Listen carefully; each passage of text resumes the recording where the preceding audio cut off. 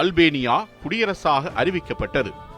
1924ஆம் ஆண்டு டிசம்பர் 24 அன்று அல்பேனியா அதிகாரப்பூர்வமாக குடியரசாக அறிவிக்கப்பட்டது. இது அந்த நாட்டின் அரசியல் வரலாற்றில் ஒரு முக்கிய மைல்கல்லாகும். அல்பேனியா 1912இல் ஒட்டோமானிய படையினரிடம் இருந்து சுதந்திரம் பெற்றிருந்தாலும் அதன் பின்னர் பல்வேறு அரசியல் மாற்றங்கள் ஏற்பட்டன. நாட்டின் அரசு அமைப்பு நிரந்தரமாக இல்லாததால் அரசியல் சீர்திருத்தம் அவசியமாக இருந்தது. 1924ஆம் ஆண்டு அரசியல் நிலைப்பாட்டை வலுப்படுத்த மற்றும் குடியரசு அமைப்பை நிலைநிறுத்த அரசியல் முன்னேற்றம் நடந்தது.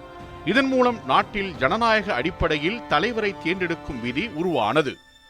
குடியரசாக அறிவிப்பின் மூலம் அல்பேனியாவில் முக்கிய அதிகாரங்கள் அரசியல் முறையில் பொதுமக்களுக்கு சார்ந்தது என்பது உறுதி செய்யப்பட்டது.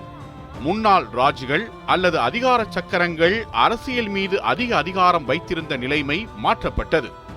இந்த மாற்றம் நாட்டின் அரசியல் அமைப்பு, சட்டம் மற்றும் நிர்வாக முறைகளில் நேர்மறை மற்றும் நிலைத்தன்மையை ஏற்படுத்தியது. அதனால் அல்பேனியாவின் வளர்ச்சி மற்றும் சமூக அமைதி மேம்பட்டது. குடியரசாக அறிவிப்பது மட்டுமல்லாமல் நாட்டின் ஜனநாயக முறையை வலுப்படுத்தும் அடிப்படை சட்டங்களும் கொண்டுவரப்பட்டன.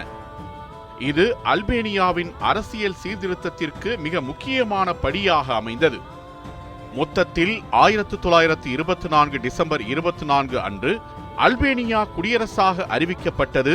அரசியல் சீர்திருத்தம், ஜனநாயகம் மற்றும் தேசிய நிலைத்தன்மைக்கு புதிய அடித்தளமாக அமைந்தது. இது நாட்டின் வரலாற்றில் ஒரு முக்கியமான நிகழ்வாக நினைவு கூறப்படுகிறது.